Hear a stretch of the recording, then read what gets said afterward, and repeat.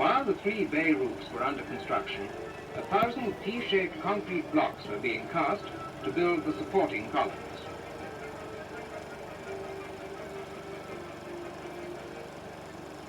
Now for raising the roof.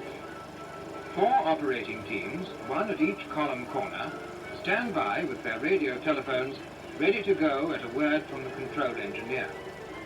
These are the lifting jacks, 4 at each corner, but they'll be working with only 2 of them at first, the ones with the steel plates to take packing blocks. The engineer is testing the locking mechanism, a safety precaution in the event of hydraulic failure. The 2 jacks are lowered into access trenches at each corner and accurately set in position under the column heads. In this position, the tops of the jacks are just 4 inches below floor level.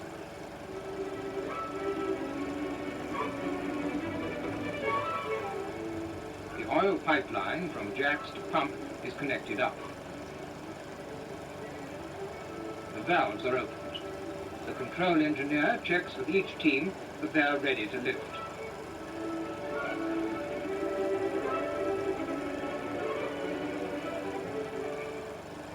The oil pressure is applied.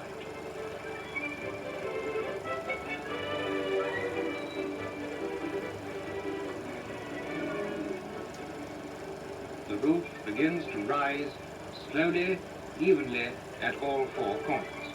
An inch or 2 out is enough to upset the balance.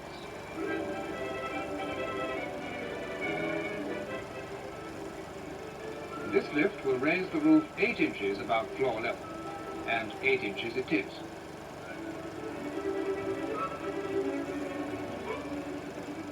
Two concrete packing blocks are now inserted to fill the 8-inch gap at each corner between the roof and the floor.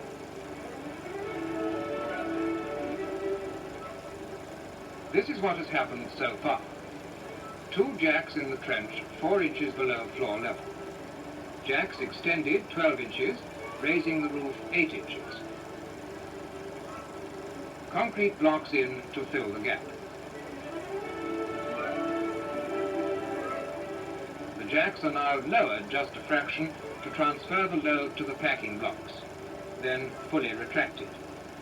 This leaves a 12-inch gap above the jacks to take 2 steel packing blocks. Cap again, jacks retracted, 2 steel blocks inserted.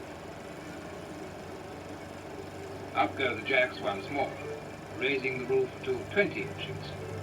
Now we get this. Jacks extended, giving us a 12-inch gap above the blocks at the sides of the trench. This gap is filled with 2 12-inch concrete packing blocks, and we get this.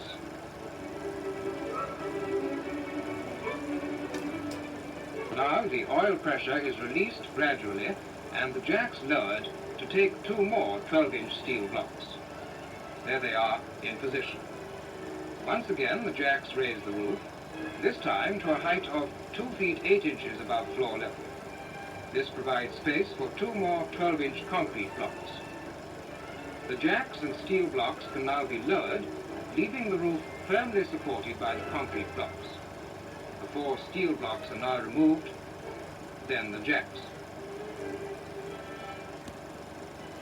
Finally, the access trenches are concreted in to provide a complete solid floor at each corner.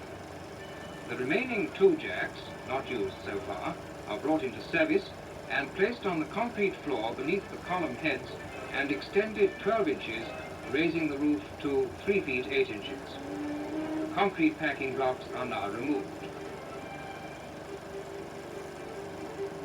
And here are the 4 jacks in position at one of the columns.